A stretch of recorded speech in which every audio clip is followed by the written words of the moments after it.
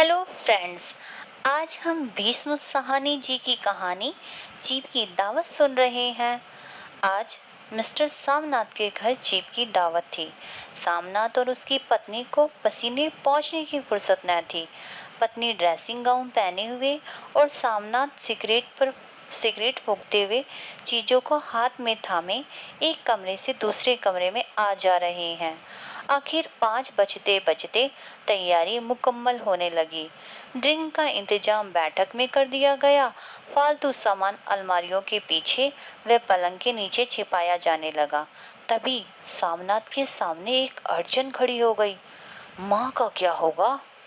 श्रीमती काम करते करते रुक गई और बोली, इन्हें पिछवाड़े इनकी सहेली के घर भेज दो, रात भर वहीं रहे, कल आ जाएंगी।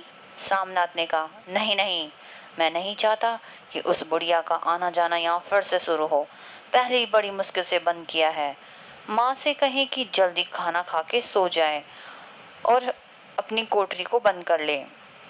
मेहमान 8 बजे आएंगे, इससे पहले अपना सारा काम निपटा ले।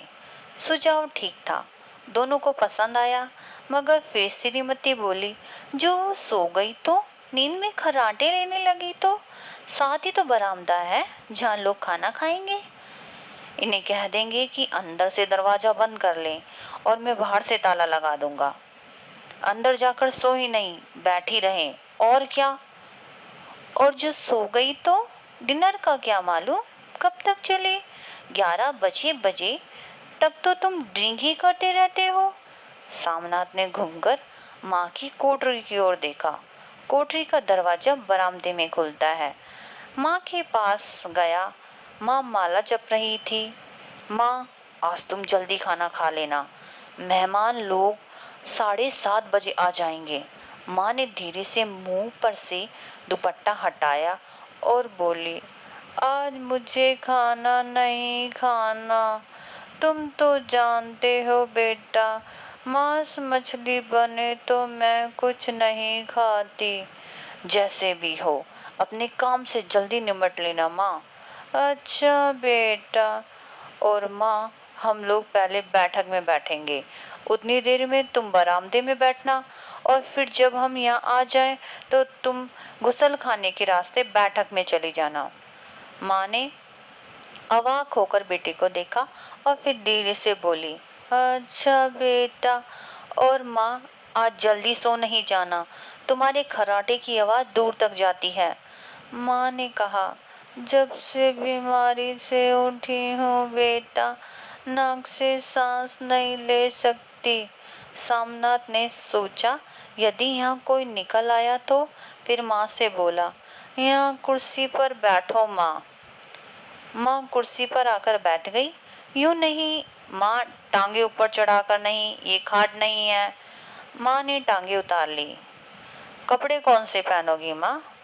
जो है वही पहनूंगी, जो कहो पहन लो बेटा।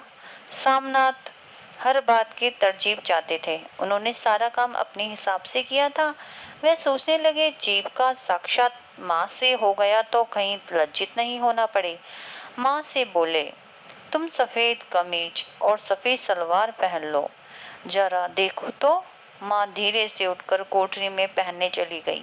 माँ जब आई तो सामनाथ ने देखा, पहले से कुछ कम कुरूप नजर आ रही थी। चलो माँ, कोई चूड़ियाँ वूड़ियाँ हो तो वो भी पहन लो, कोई हर्ज नहीं। चूड़ियाँ कहाँ से लाऊं बेटा? तुम तो जानते हो सब जेवर तुम्हारी पढ़ाई में बिक गया। सामनाथ ने तिनक कर कहा, सीधे कह दो जेवर नहीं है। जो जेवर बिका तो कुछ बनकर ही आया हूँ, जितना दिया उसे दुगना ले लेना। मेरी जीभ जल जाए बेटा, तुमसे जेवर लूंगी। माँ, रोज की तरह गुमसुम बनकर मत बैठना। अगर साहब इधर आ निकले और कोई बात पूछे तो ठीक से बात का जवाब देना। बेटा, तुम कह देना, माँ कुछ नहीं समझती, माँ अनपढ़ है, वह कुछ नहीं पूछेगा। सामनाथ की पार्टी सफलता के शिखर चूमने लगी। वार्तालाप उसी रो में बह रहा था जिस रो में गिलास भरे जा रहे थे। सबको विस्की पसंद आई, मैम सबको पर्दे पसंद आए। मैम साहब बात बात पर हंसती, बात बात पर सिर हिलाती और सामनाथ की स्त्री से तो ऐसे बात कर रही थी जैसे उसकी पुरानी सहेली हो। और रात के 10:30 बज गए और सब लोग खाना खाने के लिए उठे और बैठक से बाहर निकले। बरामदे में पहुंचते ही सामनाथ सहसा टिड़क गया।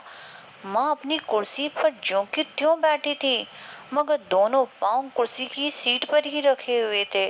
सिर दाएं से बाएं और बाएं से दाएं झूल रहा था।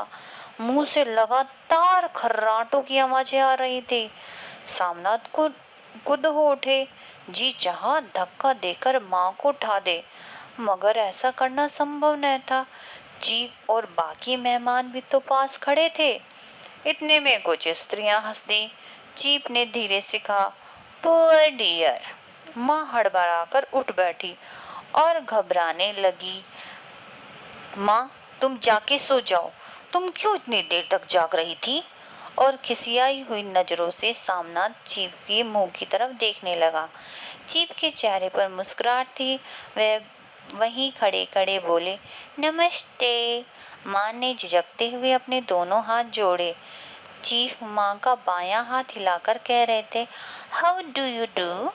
कहो माँ, मैं ठीक हूँ, खैरियत से हूँ। माँ कहती है, मैं ठीक हूँ। वातावरण हल्का होने लगा। सामने स्थिति संभाल ली थी। श्यामनाथ बोले, मेरी माँ गांव की रहने वाली है, उम्र भर गांव में रही है, इसलिए आपसे लजाती हैं। साहब इस बात पर खुश हुए और बोले, मुझे गांव के लोग बहुत पसंद है। तब तो तुम्हारी माँ गांव के गीत और नाच भी जानती होगी। और टकटकी लगाकर माँ को देखने लगे। माँ साहब कहते हैं, कोई गाना सुना हो, तुम्हें तो कितने ही याद होंगे। माँ ने कहा, मैं क्या गाऊंगी बेटा। वाह माँ, मेहमान का कहा भी कोई टालता है? नहीं गाओगी तो साहब बुरा मानेंगे। कोई टप्पे ही सुना दो, दो पत्थर नारा दे। इतने में माँ ने पुराना विवाह का गीत सुनाने लगी। हरियाणी माए, हरियाणी भेड़े। माँ ने पार्टी में नया रंग भर दिया था। तालियां बजने लगी। तालियां थमने पर साहब बोले, पंजाब के गांवों की दस्तकारी क्या है? सामनाथ ने कहा, साहब मैं आपको भेंट करूंगा। मगर साहब ने सिर हिलाकर पूछा, नहीं, मैं दुकानों की चीजें नहीं मांगता। पंजाबियों के घरों में क्या बनता है, औरतें खुद क्या बनाती हैं? सामनाथ कुछ सोचते हुए बोले, लड़कियां गुड़िया बनाती हैं और फुलकारियां बनाती हैं। सामनाथ माँ से बोले, क्यों माँ, कोई पुरानी फुलकारी घर में है? माँ चुपचाप अंदर गई और अपनी पुरानी फुलकारी उठा लाई। साहब की रुचि को देखकर सामनाथ बोले, मैं आपको माँ से नई फुलकारी बनवा दूंगा। साहब ने धन्यवाद दिया और खाने की मेज की ओर बढ़ गए। आधी रात का वक्त होगा। मेहमान खाना खाकर जा चुके थे। माँ दीवार से सटकर बैठी थी। तभी अचानक माँ की कोठरी का दरवाजा जोर से खटकने लगा। माँ, दरवाजा खोलो। माँ उठी और कांपते हाथों से दरवाजा खोल दिया। दरवाजा खुलते ही श्यामनाथ झूमते हुए आगे बढ़ गए और माँ को आलिंगन में भर लिया। ओ अम्मी, तुमने तो आज रंग ला दिया। साहब तुमसे इतना खुश हुआ कि क्या कहूँ। ओ अम्मी। माँ की आंखों में आंसू आ गए।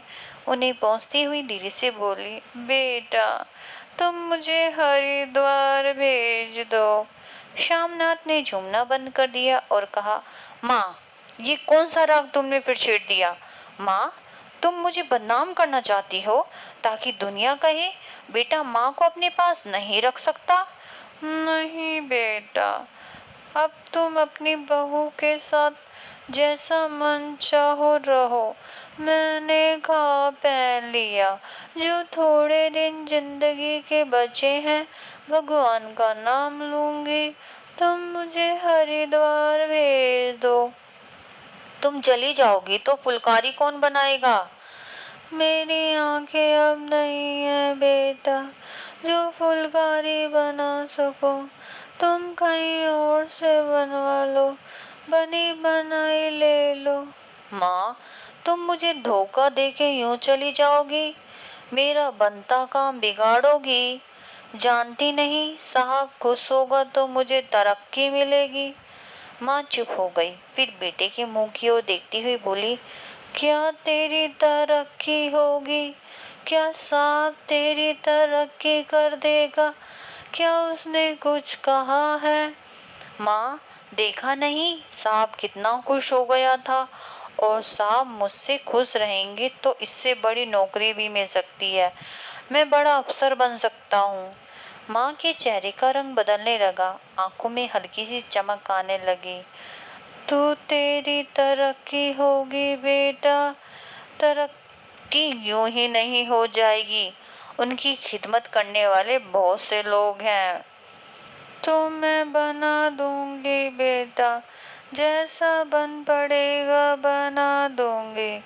और माँ दिल ही दिल बेटे की उज्जवल भविष्य की कामना करने लगी।